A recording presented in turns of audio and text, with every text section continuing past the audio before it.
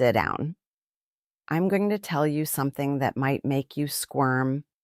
Most of the pain you'll feel in your final years comes from the silence you kept in your prime. I'm Helen Greywolf. I'm 73 winters old. I've buried more friends than I have fingers to count them on. And I've sat with the dying long enough to know what they weep about when they think no one is listening. Before I'm through with you today, you're going to understand exactly what regrets keep old folks awake at night, and more importantly, what you can do right now, tonight, to make sure you don't join them. Let me tell you about the raw, aching truth of this stage. You're over 70. The mirror shows you a stranger some mornings. Your knees talk back to you when the weather changes. You've watched your children build their own lives and you're happy for them. But there's a quiet house now. The phone doesn't ring as much. The world has moved on and left you standing on the porch with a cup of coffee that's gone cold. And what does the modern world tell you? It tells you to be grateful, to count your blessings, to keep your chin up. It feeds you platitudes and poison wrapped in pretty paper. It tells you that the ache in your chest is just nostalgia, just the natural order of things. But I'm here to tell you the natural order of things is not what they sold you. The old way, the way of my grandmothers, teaches that the final season is for harvesting, for sorting, for making right. And the hardest work you'll ever do is looking in the mirror and admitting where you went wrong. Most people refuse to do that. They'd rather carry their regrets to the grave like a sack of stones. But I'm not going to let you do that. Not if you'll sit still and listen. So I'm going to give you 5 regrets I've watched people carry to their last breath. And I'm going to give you the truth about each one. No sugar. No honey, just fire. Regret. Number 1, the words you left unsaid. This is the heavy one. This is the one that breaks my heart every time I see it. You had something you needed to tell someone, a child, a brother, a friend, a lover, and you swallowed it. You thought there would be time. You thought the moment wasn't right. You thought they wouldn't understand. And then the sun set on that chance. The door closed. The person died. Or they simply drifted so far away that the words now feel impossible. My grandmother used to say, a river that doesn't flow to the sea just turns into a swamp. And that's what happens to those unsaid words. They sit inside you. They fester. They turn into bitterness and low-grade depression. You get angry for no reason. You cry at commercials. You feel a loneliness that has no name. And it's just the ghost of what you should have said. I think of a woman named Beatrice. She was a good woman, kind, hardworking, raised 3 children. Her eldest son, a man named James, he lived just 40 miles from her. But there was a fight years ago. Something stupid. Something about money, or the way he raised his own kids. I can't even remember the details now. But they didn't speak for 6 years. She'd show me his picture and cry, but she always said, he knows I love him. He'll come around. But he didn't come around. And then Beatrice got sick. It was fast. Pancreatic cancer. She was in the hospital, and I went to see her. She was small in the bed, the color of old paper. And I asked her, Beatrice, what's the weight you're carrying? She looked at the ceiling and said, I never told him I was proud of him. Those were her last clear words to me. She died 3 days later.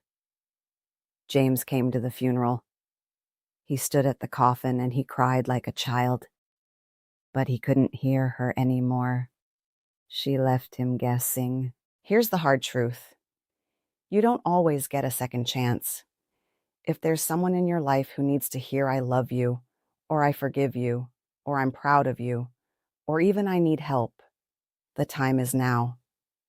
Tonight, not tomorrow, not when the moment is right. The moment is never right. You make it right by opening your mouth.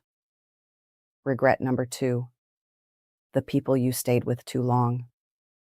Now this one makes people angry because we are told that loyalty is everything, that you stay in a marriage, that you stay in a friendship, that you stay in the church, that you keep the peace.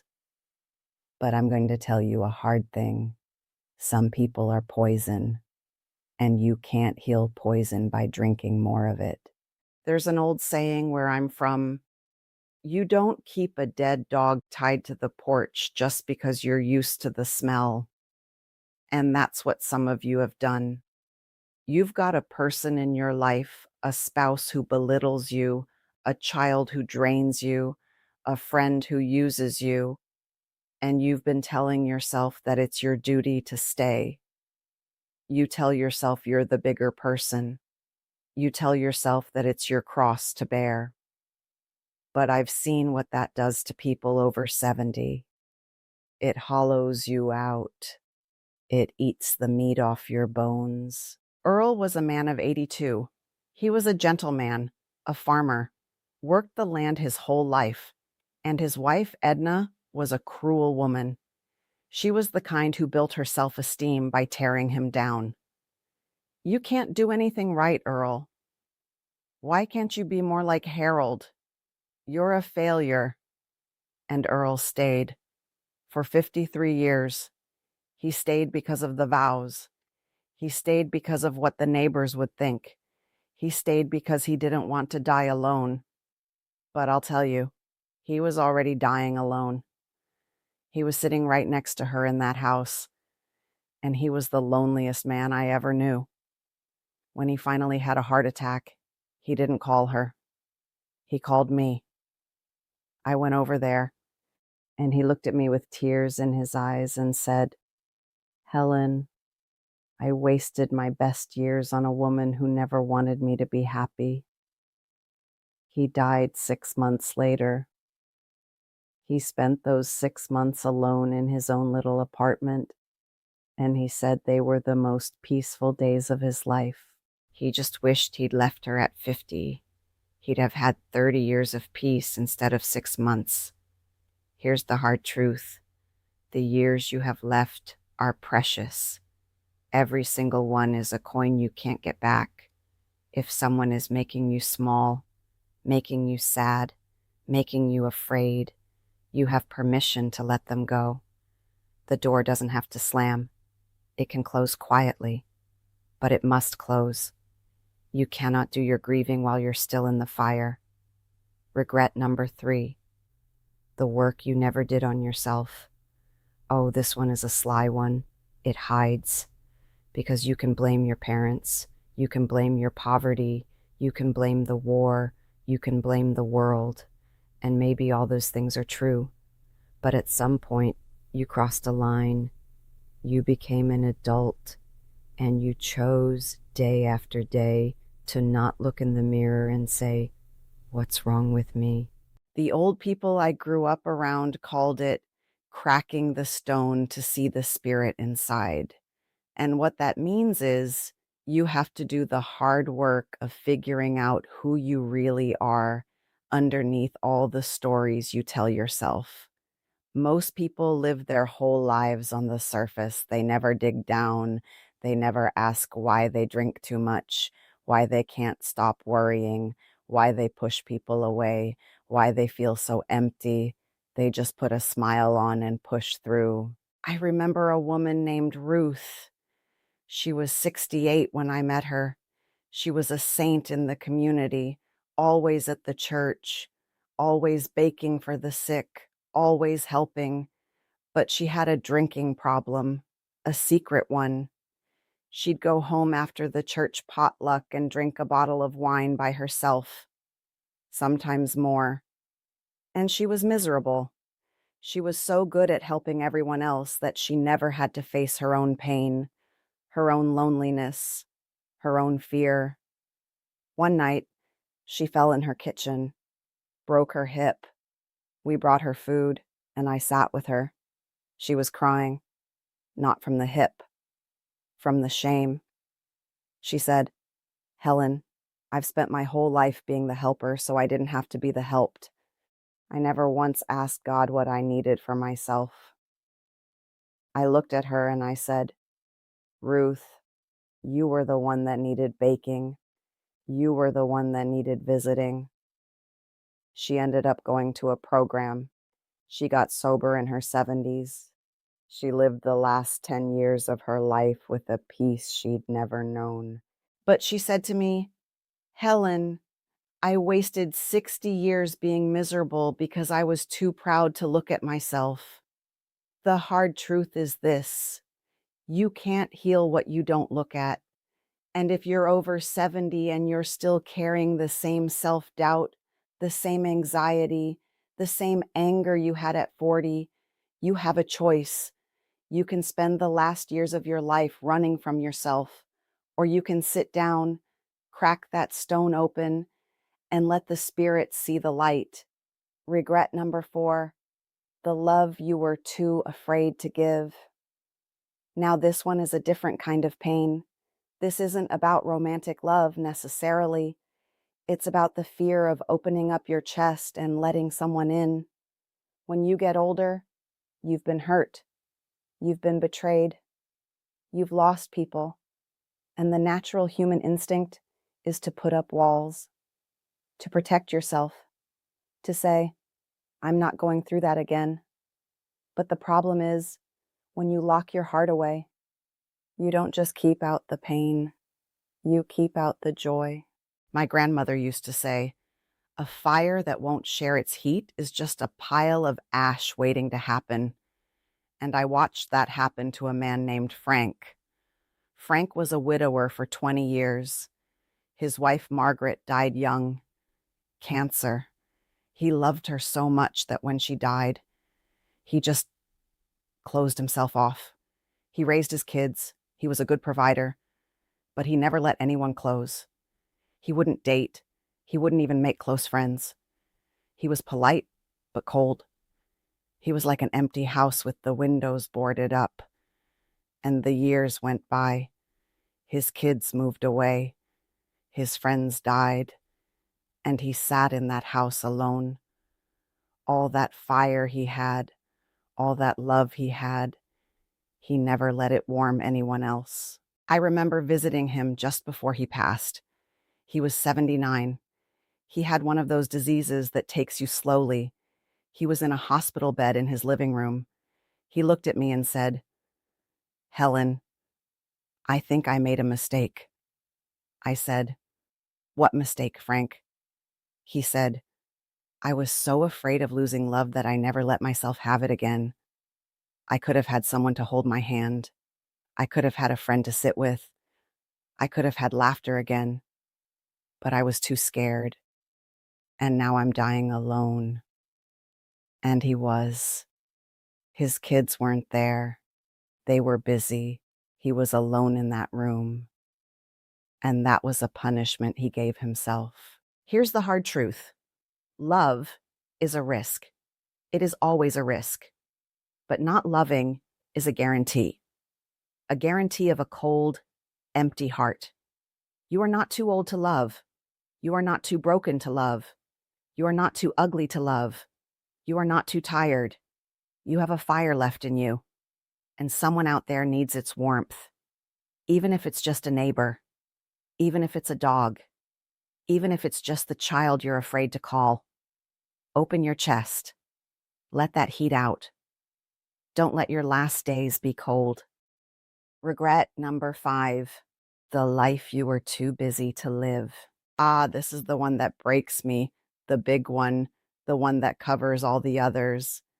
This is the regret of the years. The regret of saying, "I'll do it later." Later never came.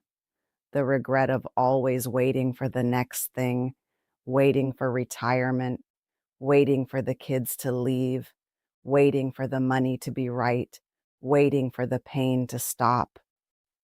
And then you look up one morning and the season has changed.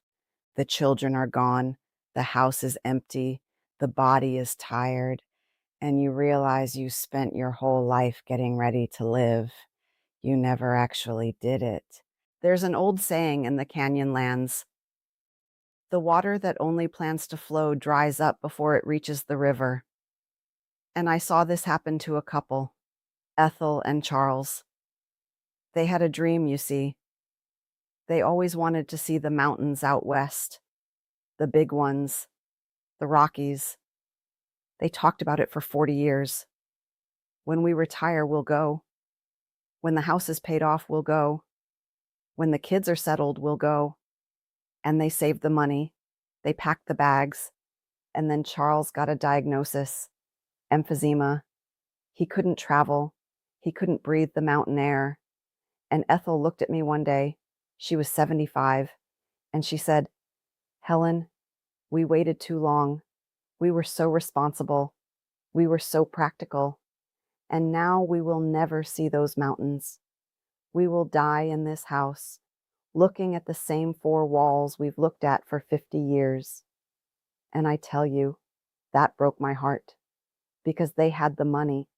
They had the health at 60, but they waited, and time stole that dream. Now, I'm not telling you to go and be foolish. I'm not telling you to spend your retirement savings on a lottery ticket. But I am telling you that if there is a river you want to see, a grandchild you want to hold, a letter you want to write, a story you want to tell, don't wait. The modern world is a liar. It tells you there's always more time. There isn't. The days are shorter than you think. The nights are longer than you know. If you have a bucket list, throw the bucket away. Just take the first thing and do it. Now I've told you all this, and maybe you're nodding, maybe you're crying, maybe you're angry at me. That's fine. But the harder question is this: it's not about what they did. It's about what you are going to do about it. You can't change the past. You cannot bring back Beatrice's son to her. You cannot give Earl his 30 years back. You cannot undo Ruth's drinking. You cannot make Frank less lonely. But you are sitting here right now, in this present moment. The fire is still burning. The sun is still in the sky. And the question you have to answer is not, did I do the right thing? The question is, what am I going to do right now?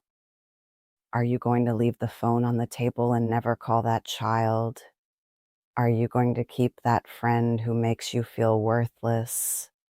Are you going to look in the mirror and not admit your own faults? Are you going to lock that love away in a cold, dark box? Are you going to die with a house full of maps you never followed? Let me tell you what the old people in my tribe used to say. You are the one who paddles the boat. No one else can do it for you. You can blame the river. You can blame the rocks. You can blame the rain. But your hands are on the paddle.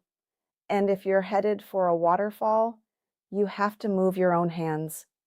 Here's what I want you to do. One small thing, not a big thing, a small thing. Tonight, before you go to sleep, I want you to write down one word, just one word. It can be a name. It can be a place. It can be a feeling. It can be something you're afraid of. Just one word. Put it on a piece of paper. Put it by your bed. And tomorrow morning, I want you to look at that word and I want you to say it out loud. I am going to face this word today. That's it. That's the start. The hardest journey begins with turning your face toward the truth. Down in the comments, tell me, what is the one word you wrote on that paper? Just a word. One word. I read everyone. I'll be reading them tonight by the fire. The fire's burning low, the lights going down behind the rocks. You've got fewer evenings ahead than behind. Don't waste a single one.